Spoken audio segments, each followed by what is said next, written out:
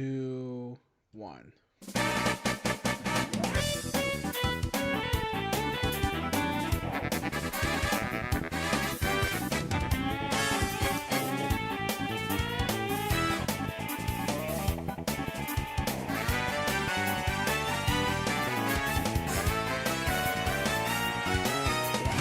Yo, what's going on, guys? Welcome back to License to View. This is a podcast on the internet where two best friends get together to talk pop culture news, and it is Christmas Day. Merry Christmas. Two sad sacks with nothing else to do but talk about fucking what nerd shit they consumed the last week. That and Steven Seagal. Mm-hmm. Well, I'm Jason, that's Zach. Zach, what you been up to, dude? Dude, honestly, it was a pretty busy week for me. So first thing I did, I watched the Ripper doc that Netflix put out. How'd The you like 4-part that? series. What? How'd you like that? I went and listened to the last podcast Ripper series that they did like right after I finished, and I like their stuff better. I thought the documentary itself was... It's fine. It's fine. The third episode made me so fucking mad, though. Which part? I think I know. The third part is it goes into all like the feminism stuff, the feminism marching bullshit. Yeah, and that part's really not the part that bothered me. But then they have the way the series frames it is that, first of all, it like frames the cops as like sexist pigs that like didn't want to help sex workers or anything like that, and says that they're like sexist for like thinking that these women are sex workers. And I was like, no, like, I mean, they're not like, you know, quote unquote sex workers, but I mean, like, they did prostitute themselves, so like they weren't like completely off the mark with that. I mean, like, you know, they definitely, I don't want to completely, because I mean, the cops did hard work, but they also, I mean, it's very clear that they like pigeonholed themselves into the one thing of like thinking that, you know, he was only a certain thing. And honestly, really more than the sex work stuff, I mean, the part that like really makes them look bad is like the focus on like the letters and the recording and whatnot, and then like, you know, you have the multiple times where they interviewed Peter Sutcliffe, and like, even though they interviewed him so many times, his name kept popping up. There was always like some reason to discount him, or just the fact that like they weren't communicating with like everybody that was investigating. He like ended up slipping through the cracks. And then the heartbreaking part is they have the one guy who said that like he interviewed him and he was like, yeah, he like fit all the stuff like not for naught, and like I really thought that like he could have been the guy. And then he went to his superior and he was like, does he have a Geordie accent? And he was like, well, no, he's from wherever place he's from, I can't remember. And he's like, well, then I don't want to hear about it because I'm tired of people talking about success that don't have Geordie accents. Yeah. And I was like, that's the most heartbreaking shit, was like they're so pigeonholed into this one idea that like anybody else that like even remotely fits the criteria, they're like throwing it out. So that was the worst part. And then you had like the investigative journalist who was like talking up her shit like she helped solve the case. And I was like, nobody solved this case. Like, this case was solved by pure happenstance. Accident. Like, don't pretend like your investigative journalism of like trying to like change the way that the cops view the victims like made a fucking difference. Yeah. Like nothing that you did made a goddamn difference. The only thing that happened is that they happened to catch him when he was trying to pay for sex. Yeah, I don't think any of those people, those cops, still give a shit. Like the progressiveness that they're talking about, I don't think that actually ended up existing in the police force probably till like 20 years after that. Probably, yeah. Because like I was the same part that you're talking about, and I get what the women were saying, with the idea of like the cops saying don't go outside, like that's stupid. I get that. That's stupid. Like go out, like, because it's a go outside. That's go live your life. Like don't. Yeah. But at the same time, I was getting mad because I'm like, listen, like, go outside. I mean, I get live both your life. sides. It's like, yeah, it's like go out and live your life, but also there's a fucking serial killer. So like, don't be by yourself. Like I think the cops went about it the wrong way, where they're like, don't go outside. And I'm like, no, don't go outside. And then the women were always taking it like, oh, they say we have to have a man. And I was like, no part do they say that like you have to have a man. They're just saying don't be alone. Yeah. Like, have a group of friends with you. Have a group of girlfriends. Just don't be by yourself. Because every woman that's by themselves ends up getting their head bashed in with a Yeah. goddamn hammer. Yeah, I took that part of the documentary like as though it was shoehorned in. And Mm-hmm. obviously it happened, so I'm glad they covered that the marching or whatever. That's important to the story, obviously. Yeah. Um, I think it's dumb because if I'm told, hey, there's a serial killer who's chasing down overweight Asian men, Yeah. hey, guess what? I'm I ain't either go. I'm not being by myself. I'm taking the chance to go out by myself, and that's perfectly fine. It's my life, and no one can tell me what to do. But Yeah. also, if I get ganked in the middle of the street, like I'm not saying it's my fault for getting ganked. I don't blame the victim or whatever the fuck. But Yeah. also, I know that there was an Asian ganking guy or girl out there trying to hunt Yeah. I mean, people. you went Like out knowing the risk of like what could happen. it's like, you know, Well, it's like they had the one chick who ended up being like attacked. She wasn't killed because she was in the documentary, obviously, but she got attacked by him. And all leading up to her attack, she's like, fuck it. Like, I'm tired of losing my freedom. Like, I want to go out for my birthday. And I was like, that's cool. Like, you got a group of friends. That's fine. yeah. And then she like went off by herself. And I was like, why are you doing this? Like, you are the exact type of person that he's trying to target. And there's obviously they try to spin it in these documentaries Mm-hmm.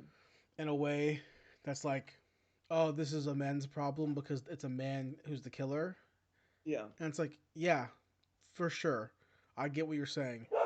But also, if you're the target, don't be an easy target. Yeah, don't make yourself an easy target. Don't be out alone in the streets. Especially, I mean, I don't know. I'm a man, and even I don't like being alone at the dark in the dark at night. Like, I don't know. That's No, just sure. me. I don't like being by myself. So I don't know why, like in the middle of a busy downtown, why you want to be by yourself at all, especially when there's a serial killer on the loose. Yeah, that part really just it bugged me.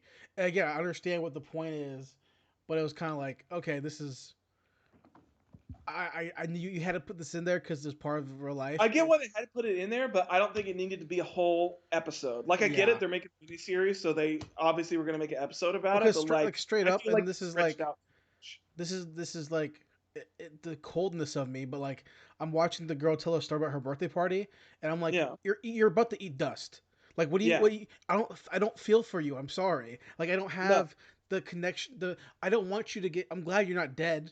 I don't want you yeah. to get hurt, but at the same time, hey, like But then it's like also, hold and on, that's the but same Zach, hold girl that on. like she got attacked, and she's like, I ain't gonna tell the cops shit. And Right, I was like, what the fuck is wrong with you? but like You got Zach, attacked. like we know enough about true crime stuff. It's one of our things we enjoy. But Yeah.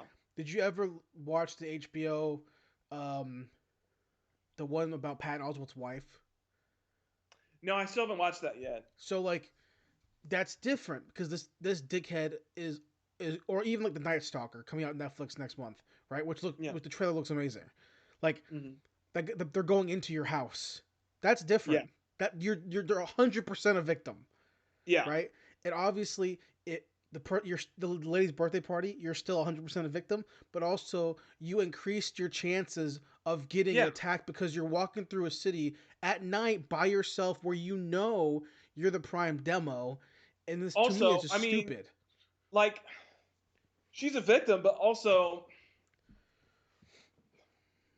you made a stupid decision. Yeah, Like you had a group of friends and you decided to leave your group of you friends. said Like why bye. would you do that? The whole point was to be in a group is that you're not vulnerable, and then you intentionally made yourself vulnerable. Yeah, And I don't even remember why she went up by herself. I think she said she was like gonna catch the bus or something yeah, like she's gonna that. catch the bus No, or something. no, her friends were leaving, and she's like, "Fuck that! I still want to do something or something like Okay. that." Because I definitely remember in the thing she was talking about how she went out, Well, and then didn't it she was say like like I have to go back into town or something like that or some like bullshit? that. I know definitely like her friends were leaving because they definitely brought up she definitely had the thing where she was like, yeah, it was like 10 o'clock. My friends were like, all right, it's Yeah, like time to skedaddle. yeah. And then she said something, and then like they went off to leave, and then she went off by herself to like do something else. Yeah, I don't of know. all the victims in that show, they show like the ones who were killed or the ones that survived, she was Yeah. definitely the one, the one I felt the least sorry for. Like Hmm. the first one, I'm like, oh man, bummer. Like you're the Yeah. mom, you're a mom, and So, mom, you're doing your you best. live in You're a poor hooker. Lancaster or Link or what is it? Manchester? I don't know, but you're a hooker. You're taking care of your kids, and you get ganked. That blows. Yeah. But like the girl who was in school, I'm like, yeah, you made a wrong decision at every turn. You took the wrong one. Yeah. Like you just have no fucking life skills. Yeah. Because straight up, like when you're And then you still survived. So I don't know what yeah, you want. like when you're like I don't know. My parents told me to look both ways before crossing the street. I mean, Yeah. just saying like be out there, be home when the lights turn on, and you think you're gonna fucking just you thought this lady thought she was gonna press her luck, and the Yeah. fucking Ripper guy was like, not today. Not today. Which is fucking stupid. Like I got an obviously itchy hammer hand. we always have to preface this, but obviously he's the bad guy. We know that. Yeah. But at the same time, I mean, he's a serial killer. He killed 13 women. yeah. He's a bad guy. But also, Also, don't put yourself in a don't put situation. yourself in a situation. Victim number 14. Just saying. You know, Yeah. like if I know the parts of my city that have drugs and prostitutes, right? Yeah. So if I don't want to get questioned by the cops if I trying to pick up drugs or prostitutes, I'm not gonna walk down that street at 1 o'clock in the morning, Yeah. just looking like the way I look. Like, no, hey, you don't fit in. It's 1 o'clock in the morning. I know Yeah. what this street is for. You're probably looking for this or this. That's just how that works. Yeah. I, I thought the documentary was whatever. I thought it was fine. Yeah, I mean it's fine. I mean it's not terrible. I mean the production value's there, which is always nice. They really, I don't know. It's fine. It's fine. I It's mean I fine. like that they. I mean the good thing about the Yorkshire Ripper in this case of doing a documentary is that it's so recent that there's so much Footage. video footage from the time that adds a little bit more to it. So you really don't have to do like they didn't do too many recreations. It was more like establishing shots of stuff in like modern day. But there's so much video from like back then of like them like investigating and doing their searches and whatnot that I think that adds a little bit to it just because it's such a recent serial killer that I really don't think we see too much of as far as like documentaries. They focus on a lot of like older, dated serial killers. It's hard, you know, as Western people, we love true crime so much, and like it's across the board. Like, Yeah. not just in America, but everywhere. We all love true crime podcasts. They're so popular, whether it's like Morbid or Last Podcast, obviously, or My Favorite Murderer. Like, all these people love true crime, so you get it's so easy to be like, you're an idiot. Like you're a stupid victim. Like shit like that, right? In these particular cases, so it's like I feel the same way when I was watching the a Jonestown documentary a couple months ago. It was it was one produced by Leonardo DiCaprio. I think it was I think it's like a CNN one or one of CNN's shows or whatever. And Probably, it was a Jonestown thing, and we all know Jonestown enough because we've all heard enough podcasts about it. But I'm Mr. Phelps. I'm like watching it. And I'm like, I just don't feel bad for half you motherfuckers, dude. Like the kids, I feel bad for, but half these fucking dickheads, I don't feel bad for. Or it's like, I don't know. Cults are a weird thing because right now it's like Last Podcast is going through like the Anthill kids, which I'd never heard of, but it's like cults are a weird one because it's like I feel bad for the kids in the cult usually, but it's the adults, and I'm just like, I don't know, you're just kind of dumb. So I'm one episode away from finishing up HBO's Heaven's Gate, right? Okay. And it's really good. It's really well made. They interview like 5 people who were in it for a long time. And one of the guys was in it, and his girlfriend, his former girlfriend, ended up being one of the final to next level. And Next level. Well, hey, that's what they call it. Hey, And level up. I just have no sympathy for any of them. I acknowledge that it's fucking like it sucked. Yeah. Like what stuff happened sucked, but I also acknowledge that like in my brain I just don't understand. So the episode I'm watching, I just finished episode 3, or I'm halfway through episode 3. They're talking about the guy I'm talking about. His name is Frank. His girlfriend. They went in together as a couple and they broke up because of the cult, because of the rules or whatever, right? So he's talking about how they went home after the woman died, after T. It's T and Doe. I think Doe is the guy, right? T and Doe. Doe is Doe's Applegate, right, or whatever their name is. I think Doe is Applegate. So the girl, the Yeah. female of the two, she dies. He sends everyone home for like a little bit to go see your families or whatever the fuck. And Mm-hmm. Frank and his ex girlfriend, who have been living together for like 12 years in this cult, Mm-hmm.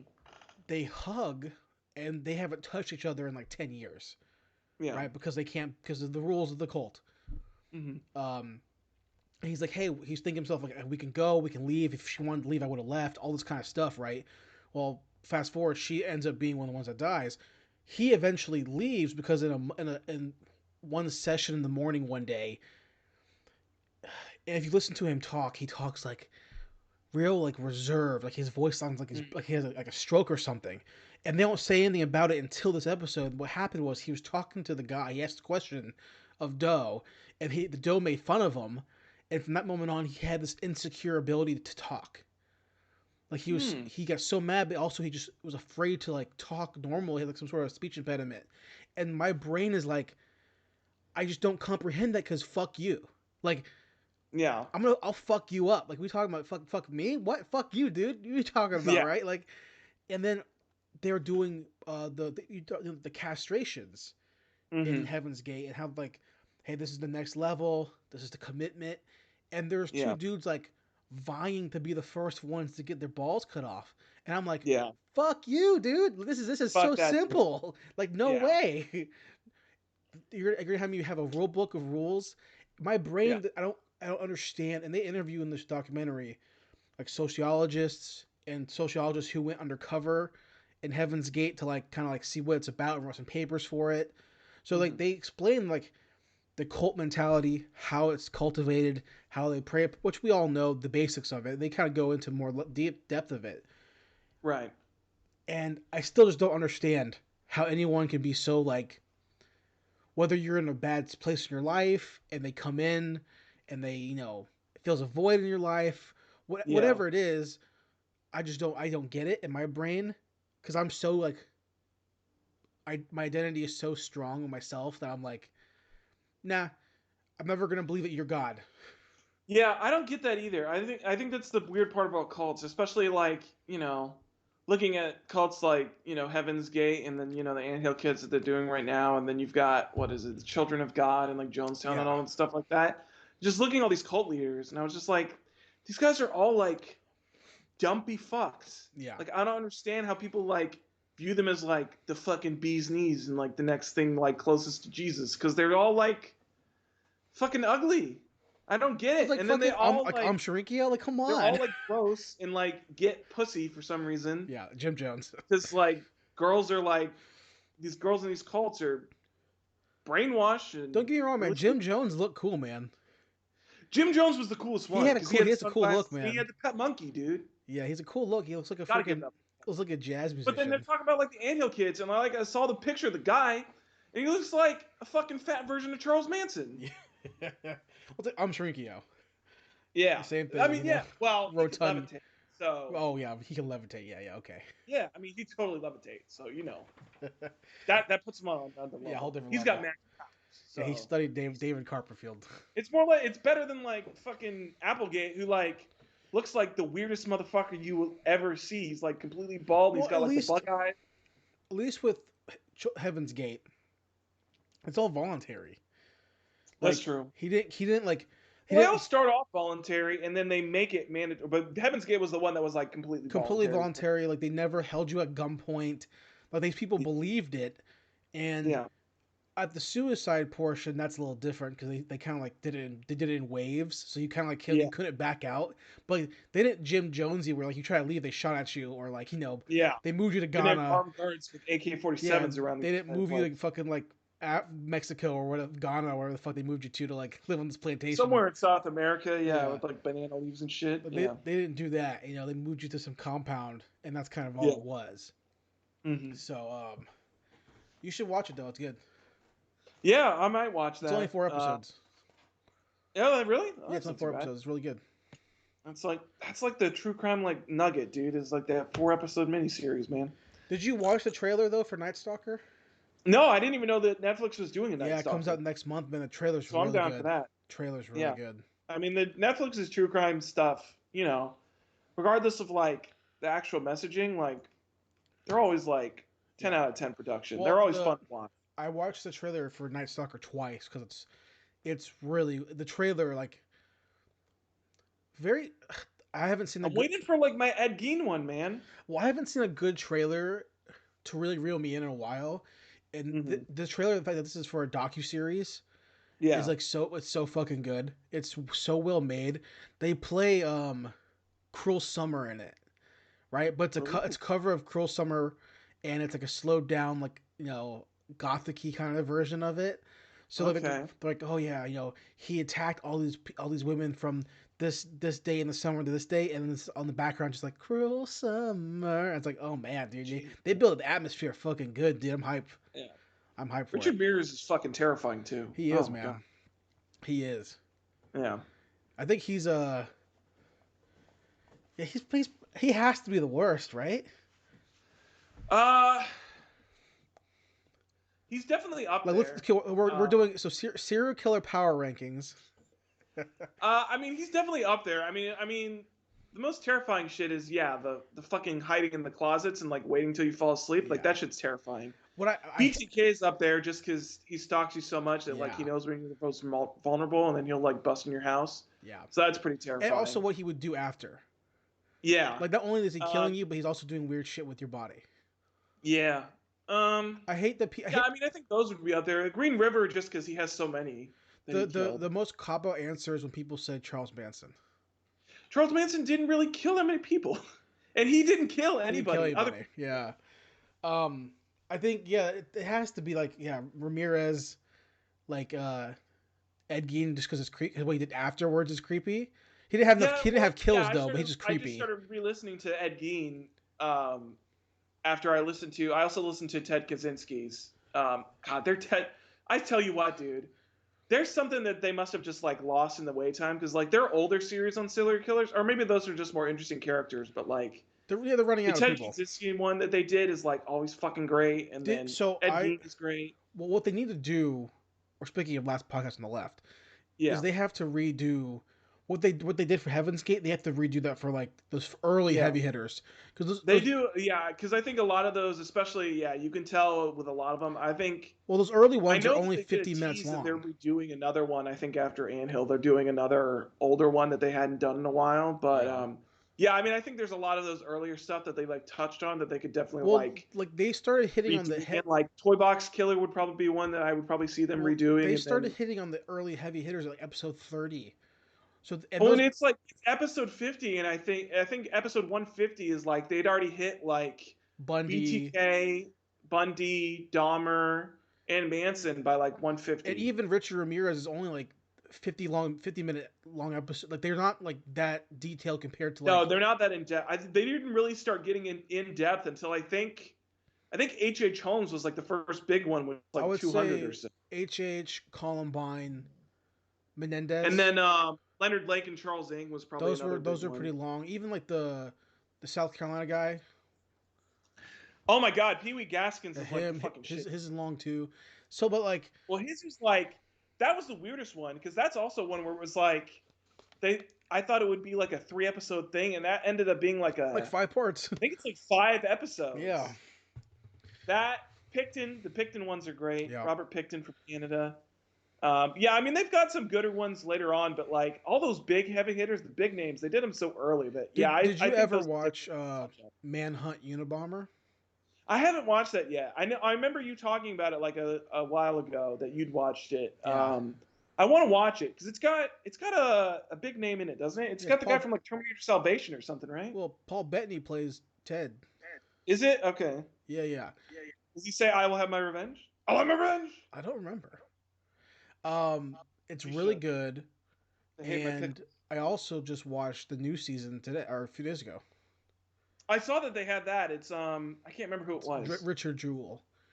Right. Yeah. So it's what's his name? It's like Deadly Games or something. Deadly like that? Games, and it's what's his name? I can't remember his name. The guy who actually did it. I can't. I never watched. I didn't watch the Clint Eastwood movies, so I don't know. His name is fucking. I don't know, some redneck guy. I can't remember his name. It's good though. It's really well done. Okay. And it's not like like if you watch the Clint Eastwood movie, it's all about Richard Jewell, but this Right. show is it's not just he's like probably like he's the lightest version of it, the lightest part of Okay. it. They focus primarily on the FBI and the ATF chasing the bombs. Yeah. So they really like they bring in Richard Jewell. It's the guy who plays Ed Hmm. in Oh, and Mindhunter? in Mindhunter. It's Cameron Ed Britt. Kemper? Yeah, oh Old Ed Kemper. Yeah, Bumblebutt? sorry, Ed Kemper. Yeah, they bring him in, and he's really good as Richard Jewell in it. That's another one that I feel like they could probably do a touch up on is Ed Kemper. He's in that realm of like that first 200 episodes where a lot of those guys could really use a touch up. Yeah. But it's good. I really like the season a lot. It's 10 episodes. It's pretty Yeah. good. Um, Damn, they're that long? I didn't realize. Okay. yeah, it's 10 episodes. It's pretty solid. Pretty intense. Okay. But so what else have you been checking out? So the other thing, let's see. That was the main thing I watched. I did play a couple of things. Okay. I kept playing. I tried to play Cyberpunk after the new update, and I went to the pause menu and couldn't get out of the pause menu. So then I immediately shut Cyberpunk off. Oh. But I also was playing a little bit more of Yakuza 7, Like a Dragon. I got my Excalibur, my baseball bat, so that was pretty neat, a neat little scene. I like that. I mean, I talked about it before, but I like the whole RPG aesthetic to it. I think it works really well, especially with like his mindset and whatnot of like being obsessed with Dragon Quest and whatnot. And I like the combat system a lot. The battles are pretty intense. Yeah. They're not high. At least my characters. Maybe it gets later on, but they're not super high damage dealing. So it's a lot more strategy than like, because normally with RPGs for me, I can usually barrel through until like, probably about halfway to like 3/4 through the game. You still got to be thinking even like, I'm only on chapter like 5 or something like that. I'm still got to be putting my brain to use. It's Yeah. weird for an RPG, for me. But I think also I'm getting to a lot more of the conspiracy angle to it. I finally got my full party of the main 4. The girl just joined. I haven't really used her yet because that's like the start of chapter 5 is she joins. There's interesting little conspiracy tinges in there that I'm digging. Lots of murder mystery stuff. I stopped a plot at a nursery home or a nursing home that was killing old people for profit from the Oh, Yakuza. nice. So that was interesting. But yeah, no, it's a really fun game. I'm enjoying it a lot. I think I'll keep playing that. Genshin Impact came out with a big update, new area, new map. I'm severely under leveled, which is super disappointing for me. Going in there and there's like enemies that are like 10 to 15 levels higher than me. Yeah. And I'm like, fuck, dude, I get hit like twice and like my whole Get party's wrecked. dead. What the fuck? But I'm having fun with it a lot. It's the first real big expansion for the game since it came out a couple months ago. So it's a lot of fun. Exploring a whole new area. It's all ice covered and it's on a mountain, so you get a lot of different ice variants to enemy types and stuff like that. So it's a lot of fun. I'm digging that. And then I read a couple things. Okay. Bought some. I told you about this earlier this week. I went to a comic shop. Hadn't been to a comic shop since, the summer. It was like probably June or July or something like that. So I went to a comic book shop. Got a couple of trades. So I read first trade for Gideon Falls. It's like I would say it's almost like a Twin Peaks, basically. Graphic novel or comic, I guess. It's not really a graphic novel. It came out as a comic, but I like it a lot. It's giving me serious it's like Twin Peaks and like Preacher's vibes. It's a lot of stuff with like based around like religion and stuff like that. So it's definitely got like the cynicism, the religion cynicism that like Preacher had, and then it's got like the X-Files, Twin Peaks type of thing of like investigating like the supernatural stuff and whatnot. I finished the first trade. I'm super interested in the story. I saw that I don't know if the story's actually done yet, but I saw that there's still like a bunch of trades on Amazon. I think they're up to like 5 or 6. So I'll probably buy those and read those because it's super fun. I'm enjoying the story a lot. It's that shit that we really, really love, that like urban fantasy, supernatural type of thing that is that genre that really hits our funny bones. So I'm enjoying that. I read the first 2 issues of a comic called Giga, which I really only bought because I saw they had giant robots in it. And it's really not. It is and it's not about the giant robots, which is like kind of just. Hold on, Alexa, light on. Is that better? Yeah. It's a little. Okay. It's a little bright. It got. I knew it was gonna happen. It's like 5:30, 6 o'clock is like lights out. But I read the first issue of Giga, or first 2 issues. It's weird. I don't know how to explain it. It's like I can tell it's gonna be like it's one of those things where the plot is like there's a lot of world building going on that's like kind of complicated to explain. It's like people live in like the relics of like giant robots that like had a war in the past in this world, and now there's an entire like religion based around the war that these giant robots fought, and the people like maintain the robots because they're like technically still alive even though they don't move, which is very strange. And like there's also like a extremist group that like hates the robots and all that kind of shit. I don't know. I still don't really know what the plot is. I think the art's good. The art's good. It's interesting. I like the designs. Would have rather read the war than have read the first issue. Because what the first I think issue. That's the biggest thing is I would rather have seen like the robot war.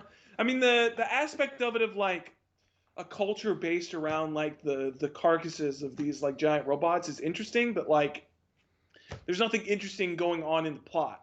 Like the world is interesting, but like plot wise, there's not too much that's like grabbing me. Yeah, if the main character doesn't leave the wheelchair. Well, that's the thing. In the start of episode 2, they had like a hint that he was supposed to, because like his childhood friend or whatever gave him like robot legs. Yeah, that's like. And so he's like, oh, so he's like supposed to leave the chair, but then he's still in the wheelchair 13 years later. So I was like, what happened with the legs? Like, why didn't you use them? I just thought the first issue was, and I read it like 3-4 months ago or whenever it came out, or 3 months ago, whatever the fuck came out. Yeah. I just thought it was really boring. It was really boring, and for a first issue, I needed more than what you gave me. You didn't give me any action. You really didn't give me a mystery that I cared about. They got the massacre that happens in the beginning in the giant robot carcass. Yeah, it's a flashback though. Yeah, it's a flashback. So like I know it's gonna be answered eventually, but there's not enough. It's not strong enough for me to go. Oh, I want to keep reading. To know that should have been the answer to the end of the issue that kept me pulled in to keep going. Yeah. Because the first issue is like you finish the first issue and you're like, this is boring. Yeah. Well, it's like, yeah, I mean, the cliffhangers that like he chooses to leave the issues off on are like not really cliffhangers. I don't know. Yeah. It like ends with like him like definitely about to be ambushed by like these extremist terrorists, and I'm like, okay, but it's the first issue, so like he's not gonna die. Yeah, so, like, exactly. it happened. I don't know why, and then like they just end up getting captured, and he ends up doing some weird brain dance shit that like is apparently illegal because the robots are gods, and so like tapping into the brain wave of the robot, which is like this. He basically makes a VR headset that lets you plug into the robot's brains, and like apparently doing that is blasphemous and all this other shit. And I was just like, I don't understand. Like, I get from the fact that they're gods, but like world building wise, like I don't understand why it would be blasphemous to like communicate with gods. Like that seems counterintuitive. Also, I can tell that like obviously like this church thing is going to be like corrupt at some point. There's like something screwy going on with it. So it's like there's not enough in there, and also what's in there seems like pretty by the books. So there's nothing like super intriguing about like what's going on. The only hook for me so far is like the giant robots, and yeah, there's like not really anything going on with them. I don't know. Yeah, I'll just read Gundam. Yeah, probably. I'll just read Gundam or Getter Robo or literally any other mecha. Robotech or whatever. Yeah. Yeah. Let's see. Beat 'em up, guys. Go for broke. I'm trying to think. No, I think that was it. That was the big stuff. Okay, I didn't cool. get to read Once a Future King yet. I'll probably read that next week. You'll But enjoy that, man. It's fun. the premise got me, dude. Fucking finding Excalibur and you got a zombie King Arthur running around. Like, I'm there for it. Yeah, it's fun. Um, I only got two things because I talked about All right. Heaven's Gate. Yeah. I started watching the new Hulu series, The Hardy Boys. I saw that came out. I didn't know if that was on Hulu or not. I saw an Yeah, ad for it pop it's up. on Hulu, all out, no ads. Is it the same people that did the Nancy Drew series? I don't know because Nancy I know she Drew had a. that was on She CW, the CW, yeah. and this is on Hulu. And I mean, it's. Uh, I have no connection to the Hardy Boys except for Matt I and think I Jeff. read like one or two of their books when I was a kid. Yeah, I only got Matt and I was Jeff. That's all boxcar I care children about it. type of, you know what I mean? I didn't even read those. I read those a No, I lot. didn't read those. It's basically the Hardy Boys, but with like more kids. Okay. I have no connection to the characters. I don't really know like what's wrong or what's right or what's traditional and what's not traditional. But Yeah. I was looking on the Reddit page for the series, like just for as apparently it's still a very active fandom. I guess they Okay. still put books out. I guess, but I did not know that. I thought that was so longer. the show, it is Stranger Things. I don't mean That's not that like Hardy Boys I don't though. mean that like oh as it looks like it. No, I mean it's like So there's like supernatural. yeah, there's a supernatural element to it. That's not the Hardy Boys. The Hardy Boys are And then detectives. I was looking at the Reddit and people were like, "So is the supernatural thing like a red herring?" And people are like, "No, it's not." I was like, "Okay." I'm only halfway through the first season, so I don't know yet. But there's some supernatural stuff going on. But literally, That's not the Hardy Boys though. it's literally Stranger Things in the sense of like this, right? Takes place in the 80s, and Okay. the brothers, after their mom passes away or gets killed, that's the mystery. They move to their parents' old town, which is Bridgeport, which is like a Okay. smaller town with these mysteries in the town, right? And Okay. then so you have the boys and they have their own skill sets and they're off doing their own little separate things. You have the older brother with his new older brother friends doing older brother old people stuff with their mystery, and you have the younger brother and his little friend who's the daughter of a cop, and they're doing something, right? She's secretly Nancy Drew. Well, in the third episode, um, they go meet a thief, right? Who's like a who like he DB Cooper out of an airplane, and so they're helping this guy out, and he's like a funny guy or whatever, and they're looking for Did this he meet item. Bigfoot? No, no, they're looking for this item or whatever that the guy stole or trying to do something, and there's this the guy who DB Cooper. His name he's not DB Cooper. It's just that's what I'm gonna call him. I don't know his name. Yeah. He jumped out of an The airplane. thief stole it from some guy on the plane. The guy's a big foreign European guy, right? Okay. So he has like white hair. He's like tall. He's like this killer, and he's chasing after these people who he killed. Who saw him kill people on some boat in the first episode, right? So he's this invincible killer, badass Eastern European guy. And then Okay. in the third episode, they go to a fucking fair Okay. and they're running around the fair playing fair games, and then the Okay. guy is chasing after them at the fair. That it's literally Stranger Things where the Russian dude kills the other Russian guy. It's literally Stranger Things. They play 80s music to let you know it's the 80s. They're trying very hard to make I mean, I to get steal it. Like, the steal Stranger Things is spotlight. popular. Everybody's trying to like ape off that shit, but like, I don't know. I'm kind of over the Stranger Things aesthetic right now. I am looking forward in the next 10 years when we move to the 90s. I don't know, dude. I was rewatching a little bit of uh, the Red Letter Media's review of Blade, and Yeah. they made a really great point, which is the '90s did not age well. No, it did. 100% did.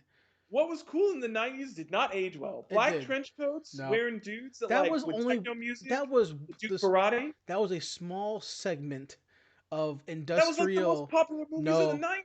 no, no, no, no, no, no. You That got The was Matrix, you got Blade. that was First a of all, small Blade was like, segment. That was a small segment of industrial goth nerds That's a small segment. The early '90s is straight up Fresh Prince of Bel Air. Parker Lewis can't Also, lose. lots of baggy outfits, which also did Yeah, not age super. towards the end of the decade, yeah. Okay. But from like the middle, the early to the middle, you get some prime A stuff. Boy Meets World, all this kind of good shit. Saved by the Okay. Bell, good shit. So in Yeah. 10 years from now, when they start doing nostalgia for the '90s, dude, we're gonna have a bunch of striped ass shirts, a bunch of like fucking crazy ass lit Jim Carrey shirts from In Living Color. It's gonna be the best, dude. It's gonna be so good. And then it'll be like our parents when they watch that '70s show. Oh, that's my childhood. It's my childhood. Love it. So Hardy Boys, Hardy Brothers, Hardy Boys, Hardy Brothers. Which one is it? Hardy It's Hardy Boys. Boys. It's fine. The brothers are good actors. They cast it well. They good cast. The chemistry is good between everybody. The dad's a Okay. good actor. Aunt's good. The grandma's good. The mystery I don't really care about still, but I mean, the fact that it's supernatural kind of like puts me off because I mean, it's like I well, don't so their know. I've moms said are it like 5 times now, but it's not the Hardy Boys. their They're down to earth detectives. their mom's a reporter, I guess, and she was working on some story that the family didn't know about, and that's why she was killed. And Okay. they said they're assuming it's like it's tied into the town and it's old history of the town and some Isn't that supernatural just shit that Haven? happened. That's like Haven, the TV show. Oh, I never watched Haven, It was like based off of Stephen but it's King's like short literally story. if you like you throw Stranger Things, Sabrina, and like Or it's Riverdale like into a pot. Eureka, but with like less technology. I say more like Riverdale. Like Riverdale Okay. has a bunch of fucking this town has secrets. Like it's all that I've kind of never shit. watched Riverdale. You should. It's terrible. That's a good recommendation. It's fucking hilarious. It's like it's like I don't know. I don't like that they butchered all of the Archie characters, Oh, but it's like it's terrible. It's there's like terrible in the secret sense of that. societies and shit, right? In that? It's all of that. It is. Yeah. Say something. Guess. Yes. Also, Okay, hold on, that Zach. Hold on. I doesn't want to give isn't with you. Archie, which is like fucking So dog shit, dude. I watched the first season. My girlfriend and I watched it together because I wanted to see Mhm. what it was about because I like Archie. Yeah, Archie's Right. cool. So we watched the first season and it is atrocious. How Yeah. it's Archie's fucking his teacher, and like there's a suicide of another kid. And it's all this dumb shit, right? Season 2 happens, and it's about a serial killer who is Betty's dad. And then Betty's What? dad shoots Archie's dad, right? And then eventually, like Archie starts a like night crew to help catch the bad guy. He doesn't know who it is yet. It's And like the Serpent Society or whatever, right? no, Or something. that's Jughead's biker gang. I saw some shit like that on Wikipedia. There's like a bunch of Yeah. different like fucking like secret societies and shit. So like, Jughead's also the fact that Betty is with Dylan Sprouse pisses me off because Yeah, Betty so- should be with Archie. Jughead's dad, who's the guy from Jericho, the TV show Jericho. Oh, I love Jericho. He is the like biker gang leader of the Southside Serpents, and they're a Okay. biker gang. And eventually, Jughead joins So and becomes Jughead a is guy. a bike. He's like a biker prince, yeah. So and then Betty becomes a What part a of it. fucking train wreck. So, Archie and a lot of the football players are like, we got to stop crime in Riverdale. So they that's film. also the thing. Where Hold they made on, Archie hold like on, a hold jock. on. They film a video where they're like, "Hey, we're looking for you." It's a bunch of dudes with their shirts off, like this, with like fucking masks on, and What they're the like, fuck? "We're gonna find you." It's the most So it's fucking. so it's like a dumbass version of the Rorschach cult from the Watchmen movie or the Watchmen TV show. I guess it is. It's so terrible. Eventually, Archie goes to like some juvie jail because I think he Killed pisses. somebody. I think he pisses off Veronica's dad, who's like a rich guy. Yeah. Because in Riverdale logic, literal adults and children argue with each other, and children like they threaten each other like they're fucking like equals. It's the fucking dumbest shit. So Archie's in a juvie jail where there's where the prison warden is running an underground fighting championship amongst What the fuck, dude? amongst fucking prisoners. What the fuck is this show, and then, dude? and then Archie says to one of his friends who's been in juvie for a long time, have y'all ever experienced the thrills of high school football? And they're like, no. And then Veronica brings, because she's the captain of the cheerleaders, she brings the cheerleaders to the gates of the defense line of the prison, and they dance for them while they play football. Not for the Fight Club. No, because it's underground. That's at so night. there's a Fight Club at the same time that they're doing The Longest Yard with Adam Sandler? At nighttime. What the fuck is the show? And then Archie, I believe, because my memory is hazy here, there's a lot of continuity to go on. I believe Archie escapes from juvie. Okay. I believe. So they also and he lives in the woods in a cabin. Does he find Sasquatch? He has a beard. No, but he fights a bear. That's close enough. And he beats the bear. Does he become Leonardo DiCaprio? I'm pretty sure he punches the bear. Oh, actually, that's pretty dope. I'm pretty sure he Jean-Claude's it. Okay. I would watch to see him punch a bear. Especially because I've seen the actor and he's skinny as fuck. So there's no way he's there. So there's that. And then he just goes back to high school like if nothing happened. I just punched a bear. No big deal. Like I've been. Oh, I got finals coming up. Oh, let me crack out my notebook. There's so many.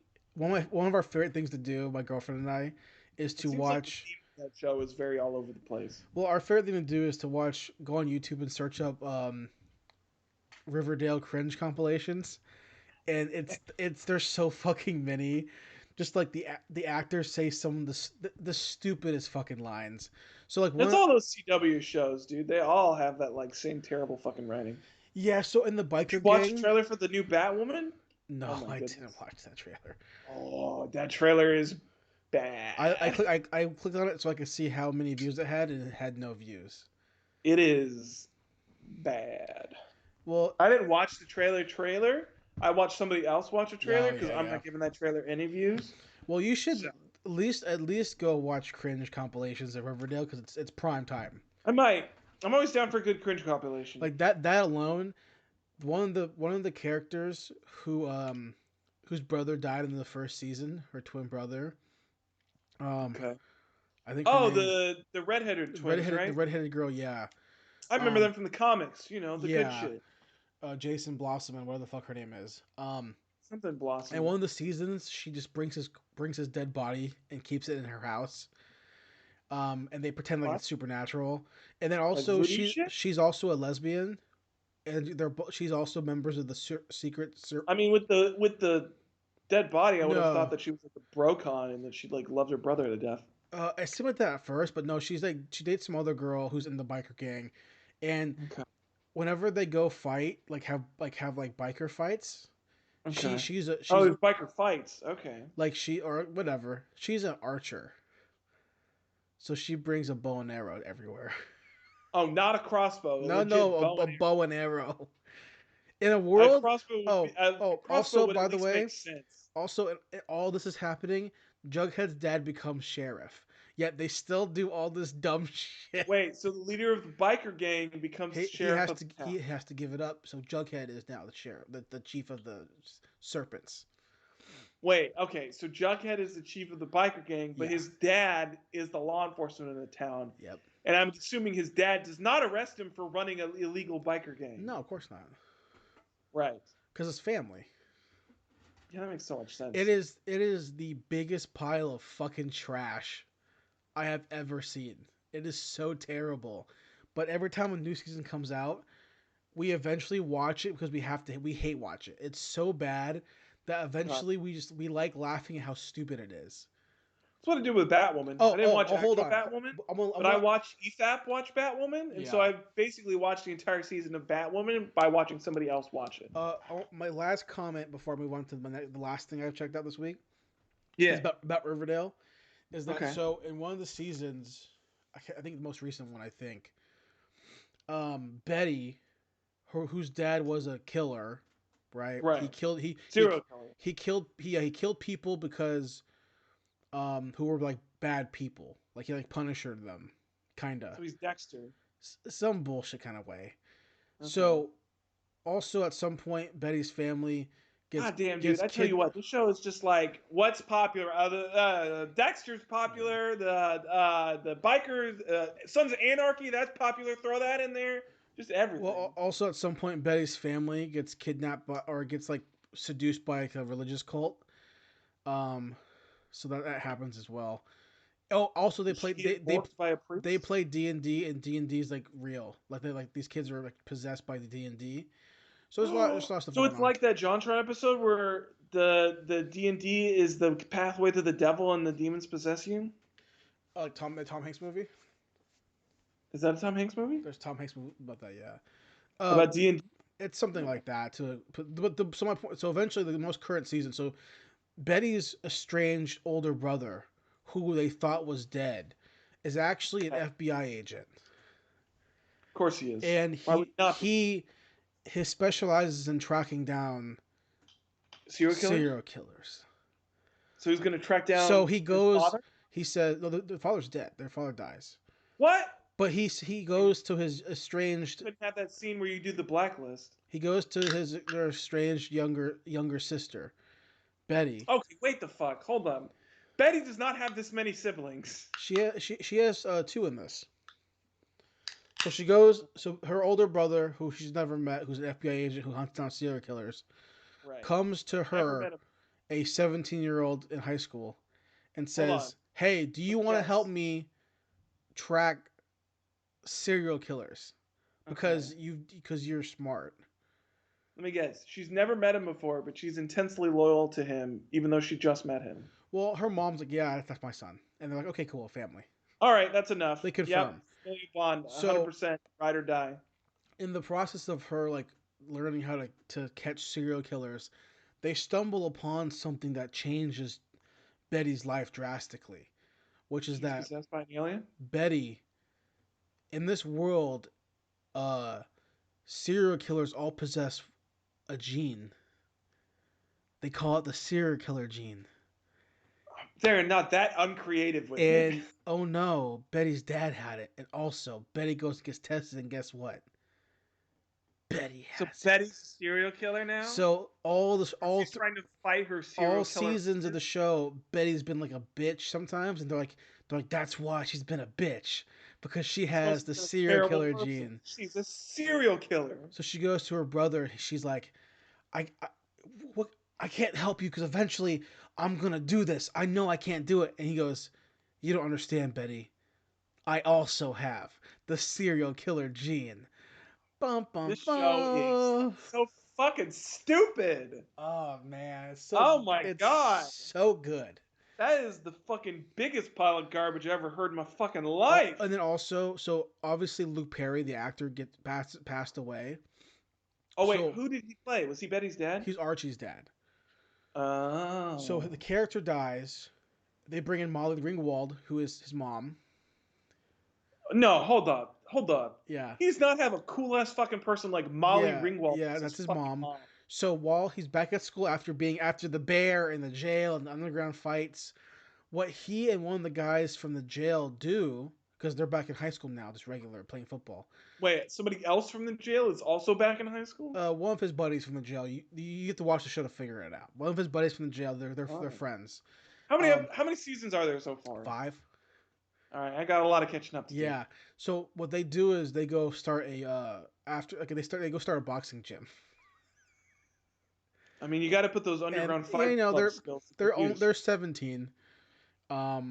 So but they're starting a whole business. So yeah, that sounds like a trip, dude. You don't have to watch it, but you should just watch compilations. Cause that's the best. I'll watch it like I watch Batwoman. I'm sure there's somebody else who does the same shit. There are people. Yeah, there's so many video essays on how bad this show is. The last thing I checked out. Oh god, my chest. Oh yeah, we hadn't even got to the second thing you checked out. Yeah, the last thing I checked out is a manga, actually. Ooh. And it's a manga called Blue Giant. I've never heard of it. I never heard of it either until I found it I saw it at Books A Million. Okay. And it grabbed my attention.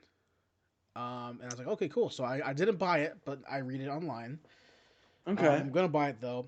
And it's about a manga about a boy in high school who discovers jazz and wants to become the best saxophone player, and it's by his journey just to become the best saxophone player.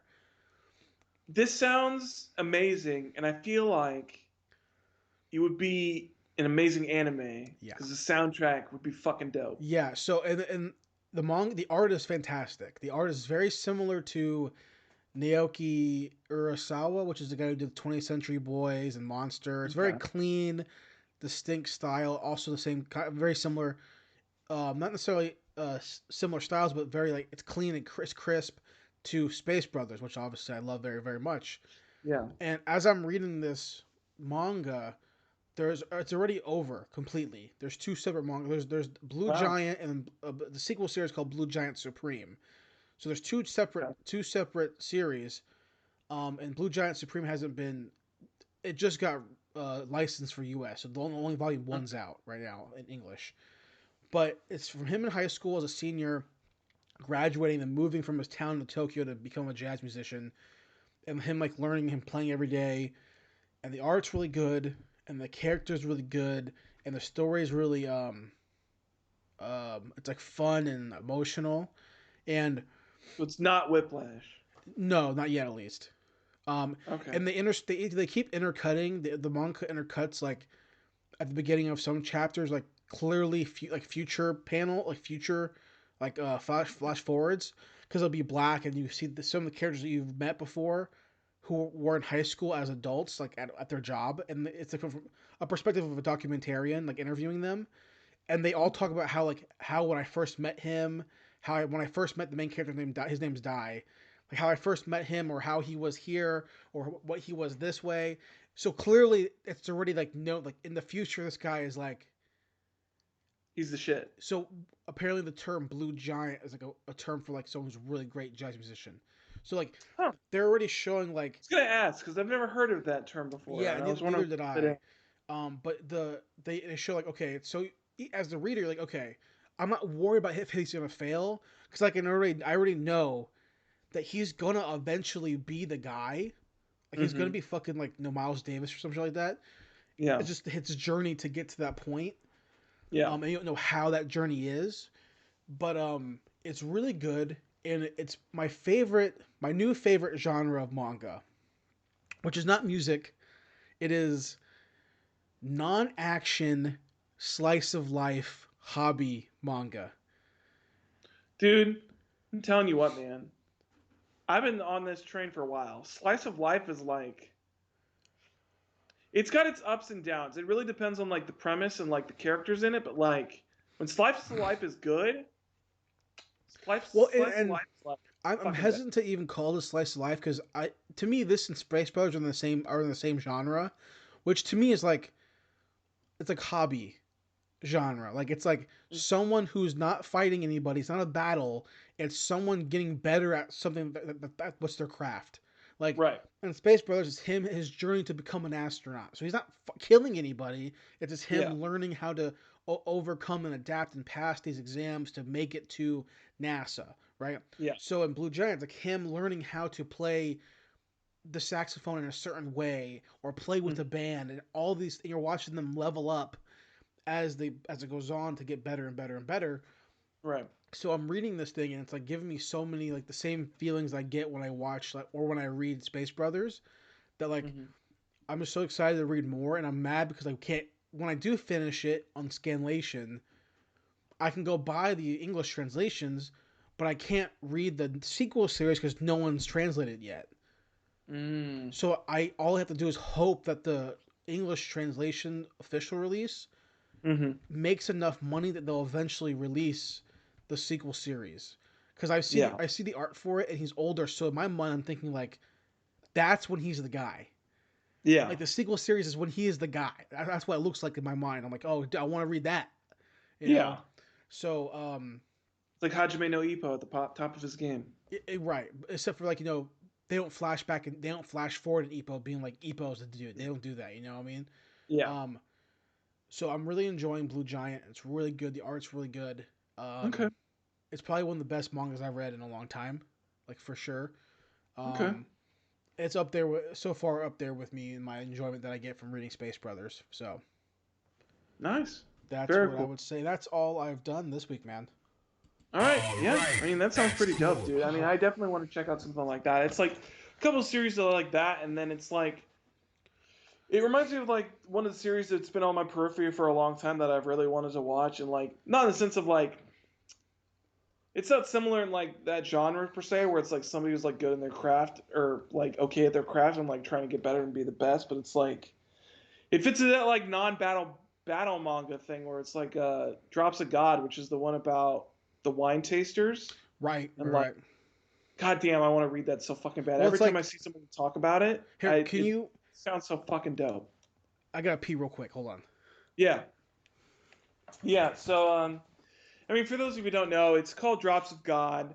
I'm pretty sure it's all done by now, but it's basically a series where like the main character is the son of like a famous wine taster from back in the day, and so like his dad raised him from like a very young age to like be the greatest wine taster he is. He would like make him eat a bunch of weird shit and like smell a bunch of weird stuff. Like I think he like made him like eat like he made him eat like dirt and like wood and like not glass, but I mean it's like stuff that you would typically associate with like the flavor palette of like what is in wine, and so it's like it's his journey.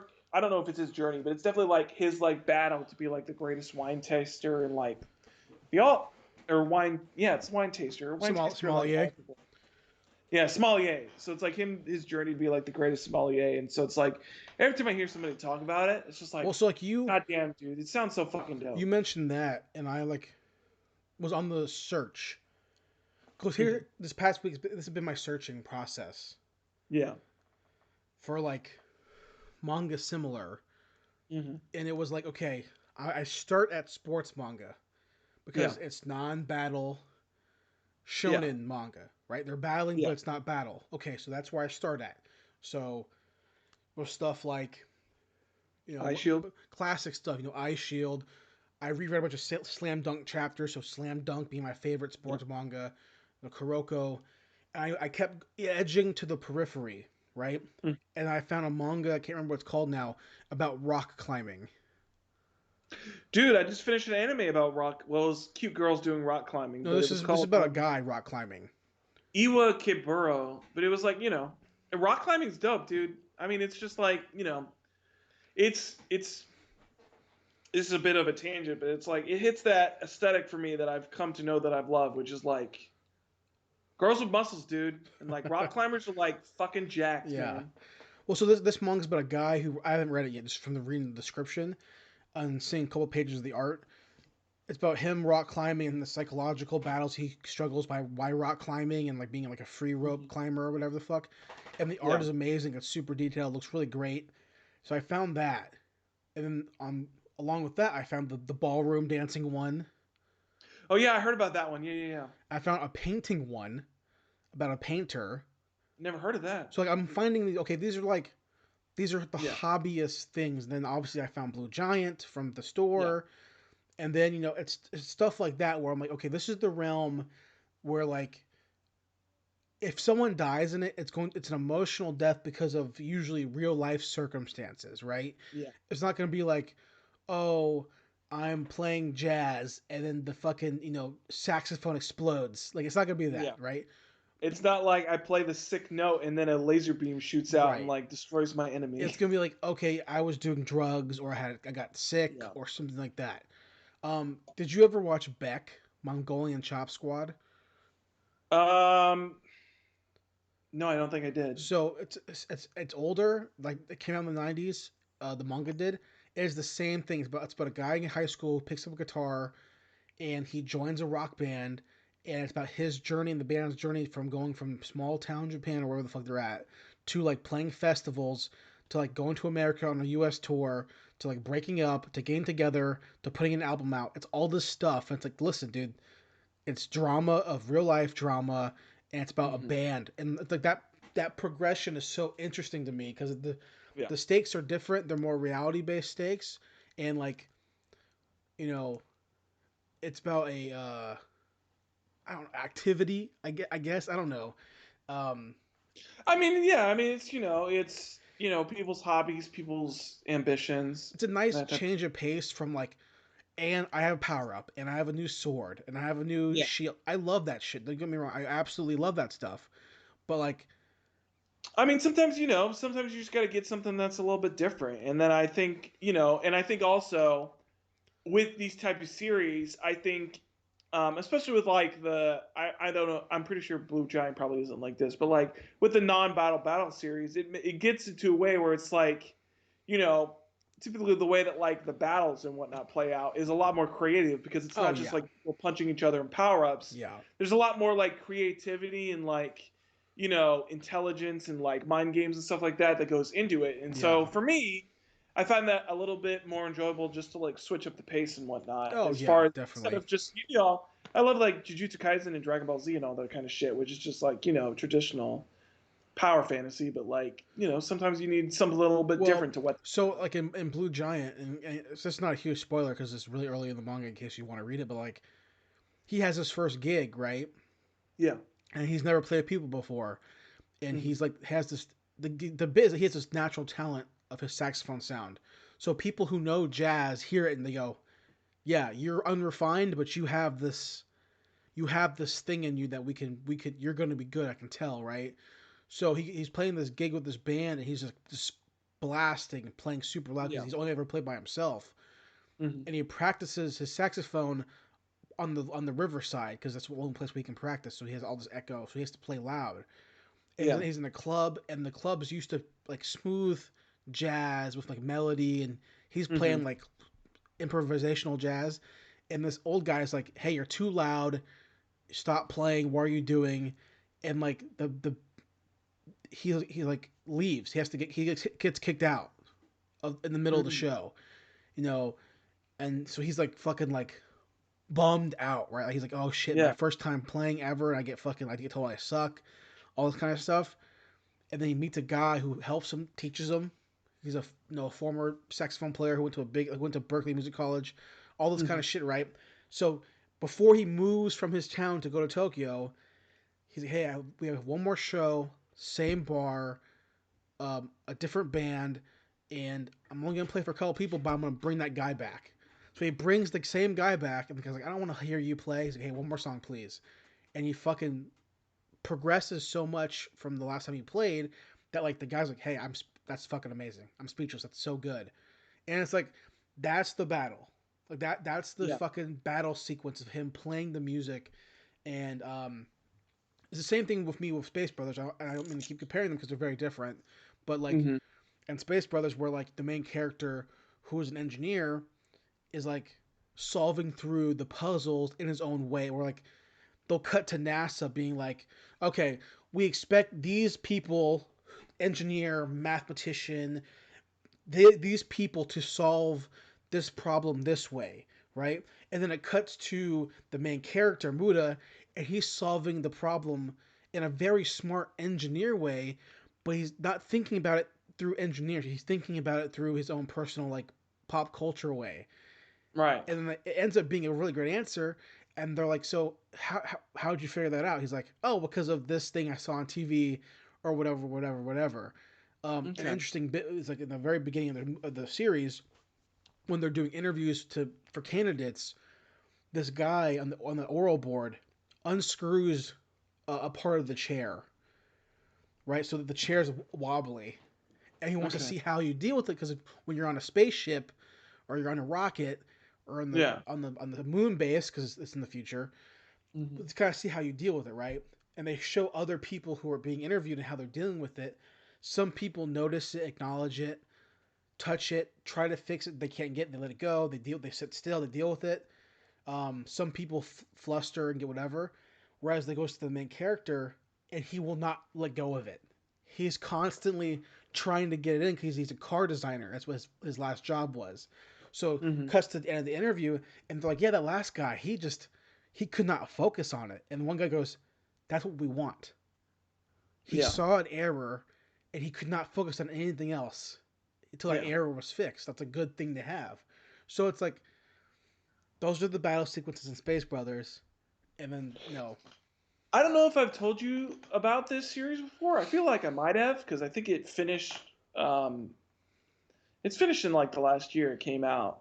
But I really think that you would enjoy, especially like talking about Blue Giant. I think you would really enjoy Carol and Tuesday because I think it's a very.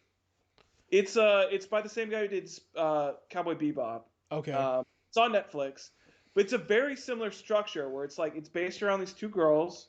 They're musicians. They're on Mars, and they're basically trying to be like the greatest musician in the world. And you have that flash forward of like it goes to the point where it's like they played like the greatest concert that has ever been on Mars. It's like the concert that like unites the people of Mars and like the people of Earth and whatnot. And it's like the unifying type of thing. And so it's their journey to get to that concert. And so you start off with them as like street urchins and whatnot who like find each other by chance. And so it's all about like them being together as a duo and like perfecting their music and like being like more cohesive as a band and stuff like that. So I think honestly, I think you would really enjoy that series if you watched it. It's very similar to that. I'd be willing to check it out. I'm more inclined to when it's based in reality, but I definitely will check it out because I'm not sure about you, but for me, I have found so many interests because of fucking manga. Like I started watching basketball because of Slam Dunk. Yeah. Like that's why, right? Like I started really reading a lot more of NASA biographies because of Space Brothers. Like I watched it before, but I read even more shit because of Space Brothers, and I learned a lot from that manga. But that's based on fact. And literally after reading like a night of reading Blue Giant, I literally went on Spotify and tried listening to some jazz. Now it sucked. I hated it. I could not stand it. I love jazz, honestly. No, you don't. Yes, I do. No, you don't. Who? Who do you like? Don't fucking say Cowboy Bebop theme song. No, not Cowboy Bebop. If you give me some fucking fusion guy. No, I can't remember her name. She was actually on Stephen Colbert a long time. I used to listen to her stuff all the time. Oh my god, what's her name? Hold on. Let me give me like 5 seconds. I bet you can find this. If you tell me you fucking like fucking Coltrane or something, I'm gonna say I don't believe you. No, hold on. Because if it's like Kenny G, I believe you. I mean, Kenny G's great. First of all, like smooth jazz, melodic jazz, I believe you on that because like that stuff. But like the jazz that's in. She was on the Colbert Report. Give me a second. Well, I'm gonna guess it's not what I'm talking about in terms of like the improvisational stuff. No, not John Baptiste. Who the fuck is John Baptiste? I don't know what this is. Or like Thelonious Monk or some shit like that. Like that. Those guys are all the fucking like super crazy. Like it sounds like there's like no rhythm. Jazz. What's her name? I'm never gonna be able to find her again because like I listened to her for like a long time back in college when I first heard her on the Colbert Report, but I lost in between all my different fucking switching between music services. I lost her albums at one point. Because I do not understand how anybody can sit there and like if anyone who is our age tells me they like a Love Supreme, like that album, I'll tell them that I don't believe them. Because there's just no way. The way we grew up, there's no condition unless you were in jazz band in high school or in college or whatever. The conditioning of our brains is to listen to rhythm and hook and chorus and lyric. Like, I'm not saying you can't figure it out. It takes some fucking work. But I was listening to a Chet Baker album, who's a white dude, and like I am wanting to pull my hair out because I'm like, dude, give me a fucking chorus. And what I understand is, again, this is all my knowledge is very novice. I don't know shit about this stuff, right? From what I'm reading on Reddit, they'll have a fucking rhythm section that they repeat. And in between the rhythm section will be a fucking 5-minute improvisational part. Well, I mean, that's the big part about jazz is that it's all about improvisation and like. Well, no, that's the part that's in the real shit. Where your emotions are at in that current point and like using that to create a different sound. See, but Kenny G ain't doing that. And that's why people like Kenny G. because Kenny G's playing Well, within the Kenny fucking G just plays parameters. saxophone. I don't know if he's like really like Well, a jazz he's a whole artist.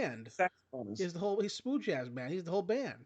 So like they're playing within the parameters. If it's in the elevator, it's hooky and catchy because they're playing within the fucking scales, and they're not going super crazy with tempos.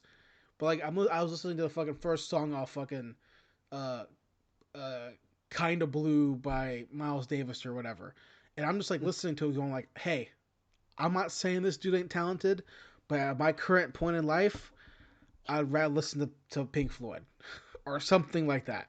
All right, all right. I can't find her name. It's gonna take forever for me to find her. Because like if every jazz band sounded like Cowboy Bebop theme song, I would all day be on it. But that's a fusion band.